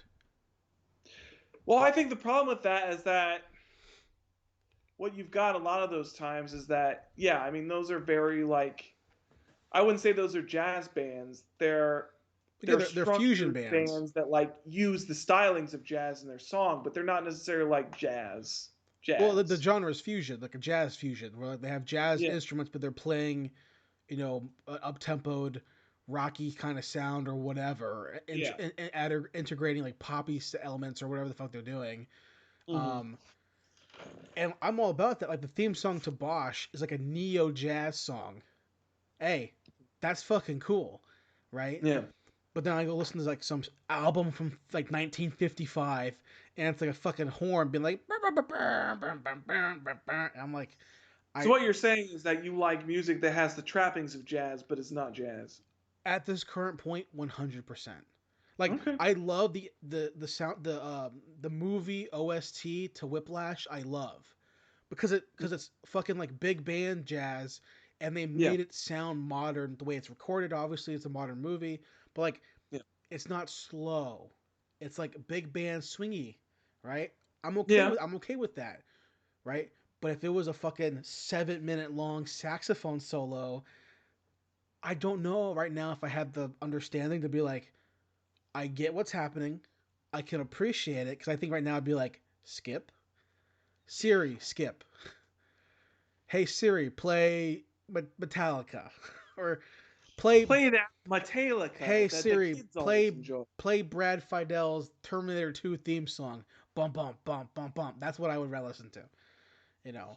Fair But enough. the point is the manga is making me want to try it, which is more than a lot of stuff does. You know what I mean? Like the fact that the manga is good, which makes me want to try something. That's Yeah. insane. That's insane to me. Like I can watch a YouTube video about like, skydiving, and I will never Mhm. want. Well, nothing's gonna make me want to skydive. But like, my point is like I can consume a lot of stuff about a topic and won't care. But usually manga, when it's done well, it makes me research it more. Yeah. Which is like that's the only medium that's done that before. Like there's no American comic book that makes me go, hey, let me look into spelunking or whatever the fuck. You know what I mean?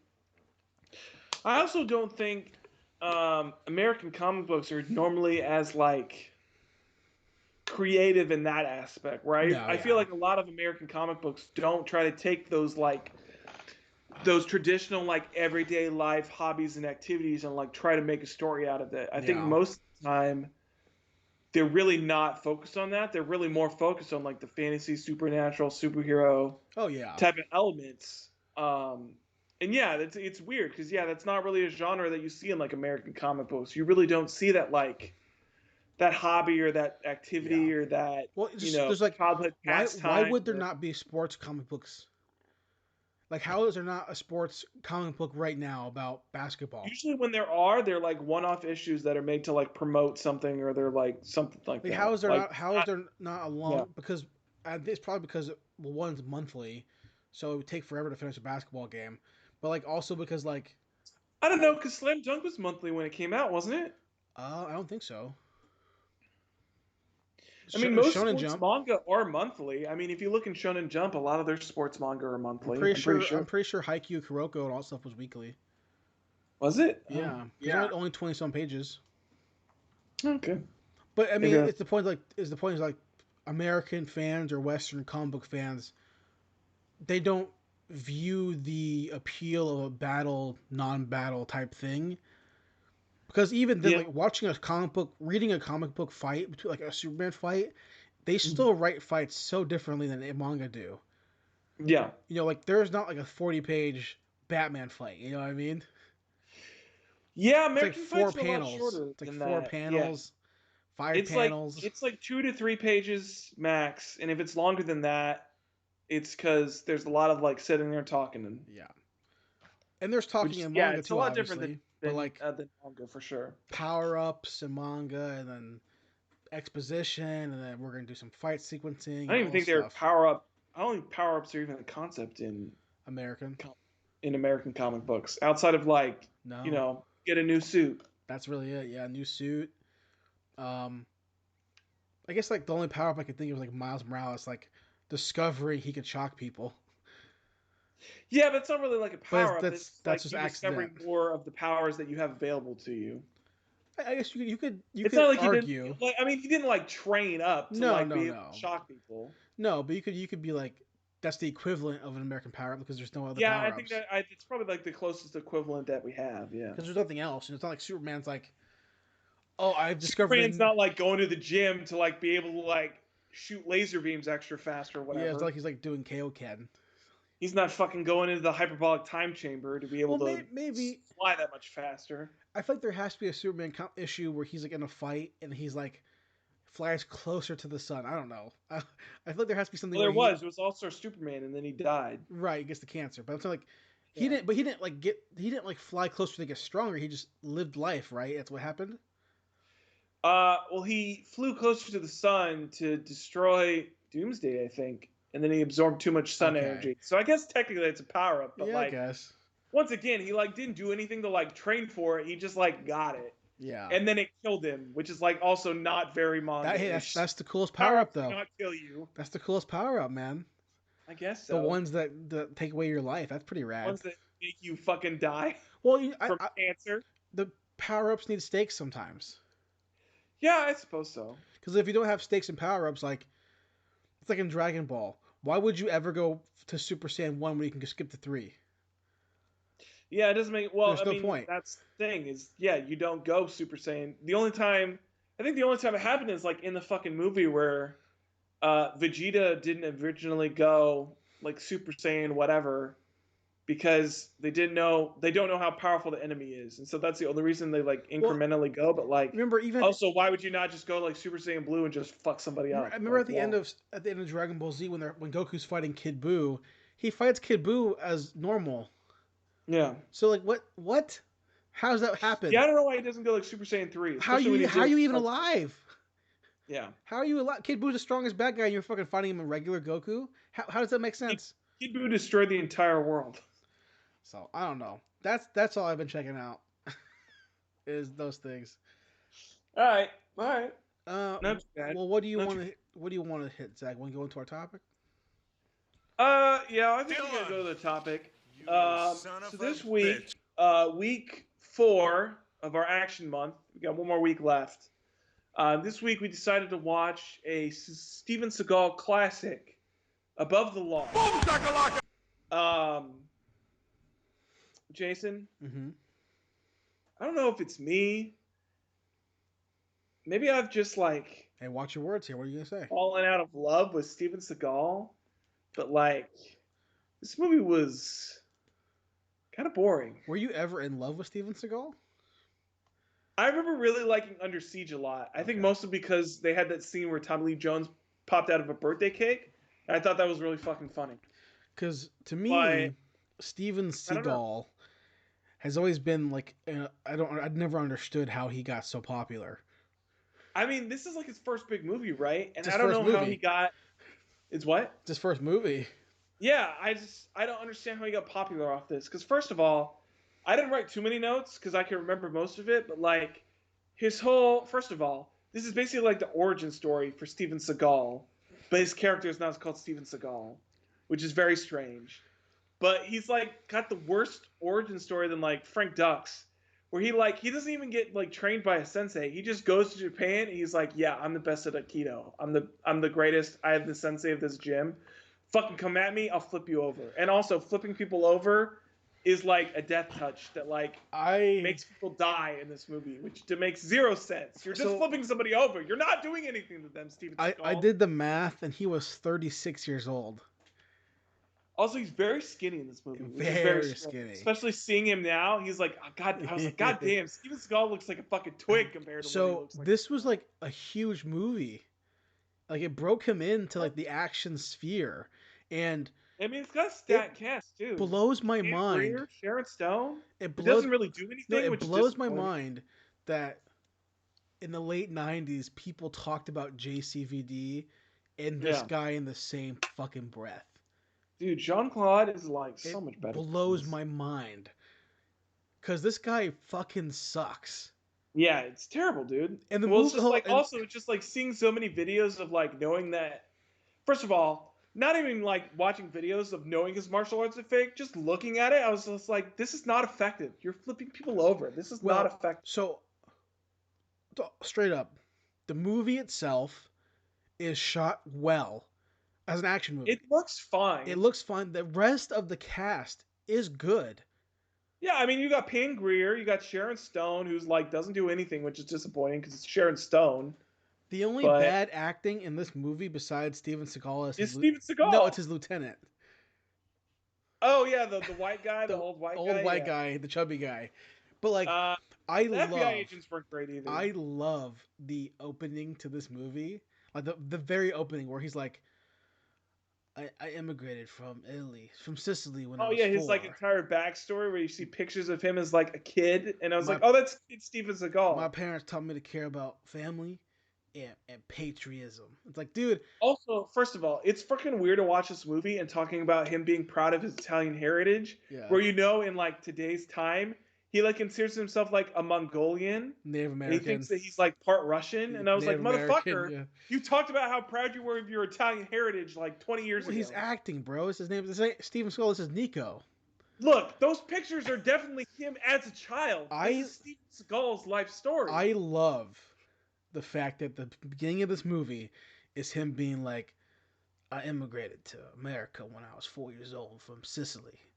And my parents taught I saw this little old Japanese man throwing people around. I was like, wow, I want to get into some of that. so by the time I was 17, I was in Japan learning from the masters. Flat hard cut to him, 36 years old, speaking Japanese to Japanese people, and they're like watching him being like, wow, he's so good. Teaching them is so strange because there's no dialogue. It's just him in the dojo flipping people over, and then you have the weird old Japanese men who are in the background. I'm like, yes, he is. I love this also exists, and I told you about it a couple weeks ago. This happens also in Showdown in Little Tokyo with Dolph Lundgren and Brandon Lee, where Brandon Lee plays a half Asian cop who knows nothing about being Asian. But Dolph Lundgren grew up in Japan because he's an orphan. Dude, Steven Seagal like embodies the entire mindset of like knowing more about other people's cultures than like people who lived in those cultures. Both these movies are the same thing of like a white guy who like teaches the Asian guy about being Asian, and this movie's like, yeah, I'm the white Aikido instructor who teaches the people who made the martial art how to be better at it, and then hard cut. Or I love the fact that he's like, when I was 22, I got discovered by the CIA. Like, that's what I'm talking about. That's like that Frank Dux shit where it's Frank Dukes, where he just throws in shit. He's like, oh yeah, I also worked for the CIA when I was in Vietnam. Yeah, and then my superior officer was torturing people, and I said, fuck you, and I punched him out. I love the scene when they get to the LZ and the helicopter's coming down, and the other guy goes, I can't believe these guys work. We pay for them, huh? And then Steven Seagal's like, yeah, they work for the agency. They're trying so hard to like, the dialogue is so not natural because no one calls it that. And if you do call it that, you say it better than that. But what do they say? They said they had that one line where he's like, these are the guys who get paid more than us to have. Yeah. Or to not exist or something like that. They're not even on the paperwork. Like we get paid off the paperwork. That's what it is, yeah. And that shit makes me so fucking mad because it sounds so terrible. Because I've watched too many spy shows to like not to hear that. I've heard that statement in every spy show, and every other spy show gets it right, but this movie couldn't do it right. And then hard cut to them fucking doing the torture scene where Steven Seagal stops the CIA guy, and they're like, "Hey, get to the LZ, Steven Seagal. Get to the LZ. Hey guys, also that calm entire down." scene makes no sense because he punches out that senior officer, Yeah, and then nobody tries to stop him. Yeah, and then his partner is like, "Get to the LZ," and I was like, "How has nobody just shot him at this point? There are 10 people around him with guns." Jack, you don't understand when he's walking back to the LZ, and his partner's yelling back at the fucking porch. Yeah. Stay on the fucking porch with no guns in his hand. He's like, "Hey, don't you move!" Nothing. And they all have they all have guns. I'm like, what's going on? I can't deal with this movie, Jason. It's just flash forward to his baby's christening at the fucking Catholic church. Yeah, baby's christening at this church where his dumbass partners show up late because they're slovenly cops that can't do their fucking jobs. Yeah, and then so that whole opening scene of the christening. That first like 20 minutes, it's just like, what the fuck is going on? The whole party scene, I was watching it again because I've only seen it once before. Also, you have this shit where like apparently he's a cop, and then all of his family members are like in the mafia. In the mafia, yeah. They have that line where he's like, "Yeah, he's like the only cop on the payroll who has more family in prison than or something like that." But the opening scene is such a ripoff of The Godfather. It's such a and then okay, hold on. To your point though, that's just Steven Seagal trying to be the badass in every way. Like he's trying so hard to be a badass, but in the opening scene, when he at his baby's christening, he goes to see his cousin or aunt or whatever, who's the mom of the daughter who's run away. Oh yeah, you get the weird lady who's just like crying for no reason. Like what the fuck? He says to her, "Hey, it's okay. I have to go to work." What are you talking about? You took this what? Also, I don't understand it because he straight up lies to her because he does not go to work. He then proceeds to solve the problem that she told him about instead of doing his fucking job. It makes no sense. So, as a whole, this movie is a clusterfuck, dude. I don't know what to do. I almost fell asleep. I'm surprised I didn't. It was probably because I was farming in my gacha game. That's like the only reason that I stayed awake. Did you not like when he walked? The only scene that I liked was the end scene in the kitchen. I was like, that's pretty dope. Where he like, you had the fake out where you're like, oh shit, he like got drugged. I was like, fuck, dude, he's about to get fucked up. And then he fucking Steven Seagal's it and is like, nah, bitch, I'm not affected by it. And like hulks out of this like whatever bindings they have him in, shoots the one guy with the shotgun who's like the unnamed ginger who's been following the CIA guy the entire time. Shoots him with the shotgun, shoots the other two guys, and then he breaks the CIA guy's arm, and I was like, fuck, that's dope. And then he breaks his neck, and I was like, fuck yeah. And then that's the end. And I was like, this is super anticlimactic. I feel like this action scene should have been a lot longer, and it really wasn't. It's like over and done. I don't know what he's trying to be in this movie. Because he wears cowboy boots. Shoot me, dude. I have no idea what the fuck he's trying to be. He wants to be Italian mafia. He's a CIA. Hold on. He's a Italian mafia member. He is a vice detective. He's a CIA operative, and he wears cowboy boots. A master martial artist. He wears cowboy boots, leather jacket like an Italian. Has a fucking he has ponytail. This hairstyle. He's like partially bald, but he also has his hair tied back in a ponytail. And also, I love when he's finding his cousin at the when she's sleeping with the guy, and the bar's like, "Hey, get out of here, man! Fuck you!" And he slams the guy's face into the coke. Dude, oh my god, he looks so goofy doing these bullshit fucking hand things. Dude, first of all, this movie could have used from some fucking Paul Greengrass like quick edits. The long takes of him going like, bah, they don't look good. And then he like flips the dudes, and I'm just like, this looks bad. It's bad. It does not look good or exciting or entertaining because I know that it does not hurt that much to get flipped on your back. There's no reason these guys should not be immediately popping back up. Or to be pushed with fucking knife hands. That's the only. What are you That talking goes back to about? the only scene that I thought had good choreography is that kitchen scene where he like breaks the guy's nose. Yeah. And then he's actually like fighting people. He's like using the shotgun, and I was like, okay, this is like not like flippy dippy bullshit. And then he actually like gets the guy's arm and like breaks it. I was like, okay, that's like not super realistic, but like you could get somebody's in an arm bar and like break their arm like that. Yeah. But everything else is just like flippy dippy shit that makes no sense. It's the and then there's like blueprint. This is the antithesis of like gunfights where like people are just firing at nothing. Yeah. There's just like there's gunfights with like all these cops and everybody's just like firing at like anything besides the other people that are around them. But when they're looking for the drug dealer guy, and he's wearing the tank top, and the fucking Mexican dudes are like, "Hey, you mess with our neighborhood, we're gonna mess with you, man." And he fights that fight scene is awful, trash, so terrible. It is and trash. Then he like chases after the guy, and he like chases him down or whatever. And then you got the weird guy. Hold like, on, hey man, that's my friend. And he's like, fuck you, and he like.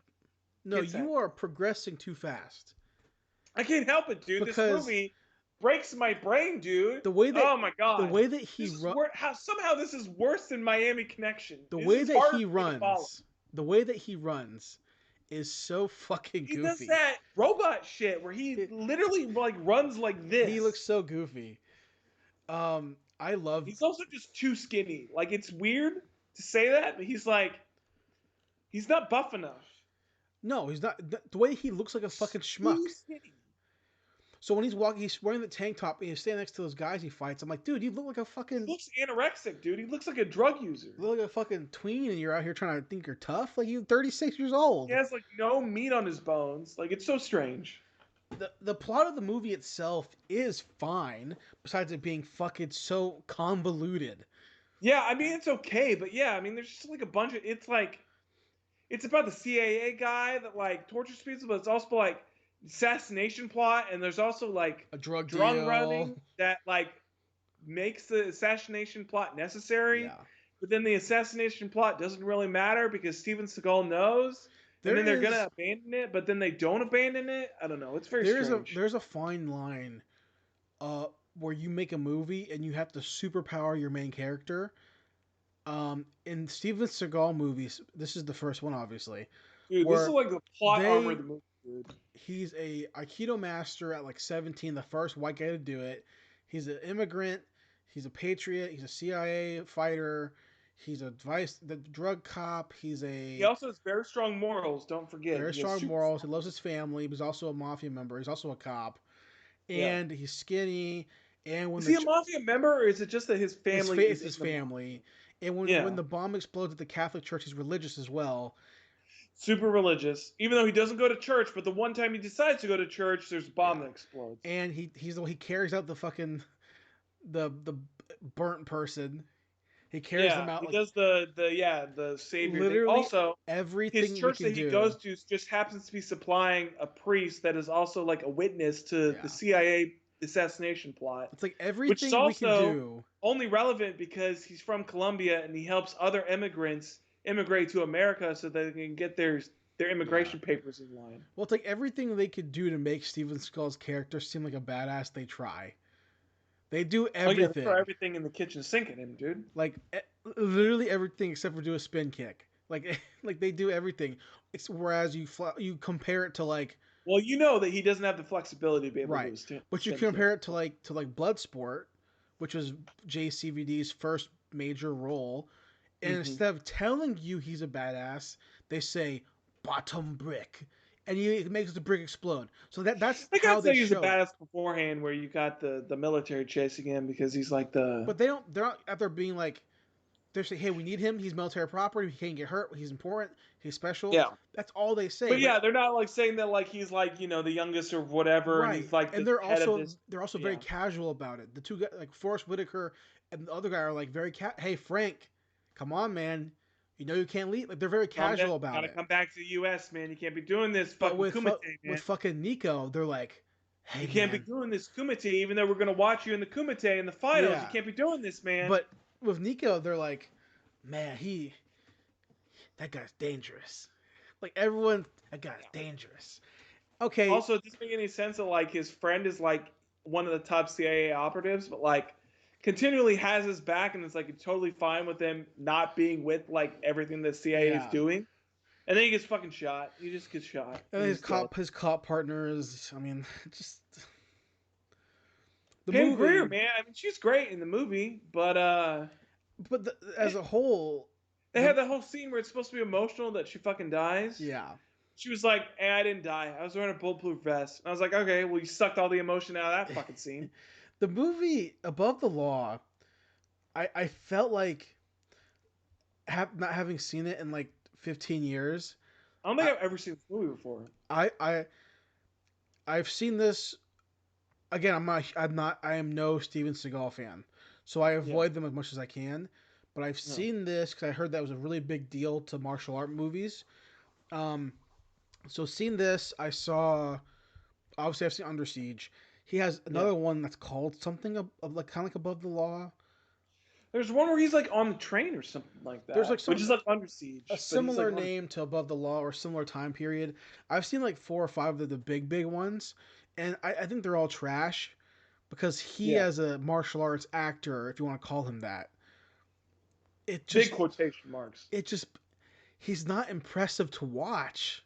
Is it hard to kill? Probably hard to kill. Yes, hard to kill. He's so goofy, and he tries to deliver every line. It's very strange, dude. He tries to deliver every line as though it's a one-liner. He definitely tries to have that like Arnold Schwarzenegger, Sylvester Stallone vibe to him, but like he just can't pull it off. It's bad. In this movie, I think the movie could have been so much better if it was like JCVD. I could see this being a great JCVD schlock fest. I could see this being like honestly, I'd see it being like a Sylvester Stallone vehicle. Yeah, dude. I mean, this could have been like a better version of like Cobra. Literally, even watching Dolph Lundgren movies, it could have been a Dolph movie, and it would have been better. Yeah, it could have been Dolph for sure. It could have been so many other people, and it would have been really good. Yeah. Because the rest of the cast, like, they try. Yeah, and everybody else is being prized a lot. And then Steven Seagal is just like... And then Steven Seagal is just being Steven Seagal. Yeah, and some people really dig that. I'm not one of them. I don't know. It's not for me, man. Well, Zach, Above the Law, any final thoughts? I'd say it's about 2 out of 5. It's about the final thought I have. Gaming parts, but overall, it's pretty much a snooze fest. I give it a similar score. It's a rough movie. It's important to the history of 80s action movie, coming out of the tail end of the decade. Obviously, Steven Seagal is massive, so it's important to get one of his movies in. But yeah, I give it like a 2 out of 5. It's pretty bad. I find it surprising. So, this movie being as bad as it is, was it really just Under Siege that like sent him to like the top? This movie was big, man. I don't know, man. I don't know why this movie was big. I feel like, because even when I hear people talk about Steven Seagal, I really don't feel like they reference this movie. I feel like a lot of people just reference Under Siege. Yeah, it's his biggest movie, but this movie was big for him. And it definitely brought him to the video store audience for sure. Yeah, for sure. Well, that is our 4th week of 80s action movie month. We head into next week, our final week of the program. Yes. For our series currently. Zach, any idea? I kind of want to do a Chuck Norris movie. I feel like we should do like Lone Wolf McQuade. Okay, maybe. So... Because I haven't watched that. So here's some options. McQuade for sure. Yeah. Invasion USA, but I also know a little bit about it because of Red Letter Media, so I don't know. Army of One. I kind of want to do something though, like I don't really know anything about. That's him. Octagon is one of his movies. McQuade's good. Lone Wolf McQuade is good. I kind of want to do Lone Wolf. See, it's weird though because I also thought that like hearing the name, you would think it'd be a Western. Yeah. But it's not a Western. It's Chuck Norris. I know that much. It's Chuck Norris. It takes place in the boonies, kind of, but like it's not a Western movie. Well, hey, let's do that then. All right. So, next week to finish out the month of 80s action movies, Lone Wolf McQuade, Chuck Norris. action classic. Thanks, guys, for watching. Thanks, guys, for listening. See you back next week with more License to View.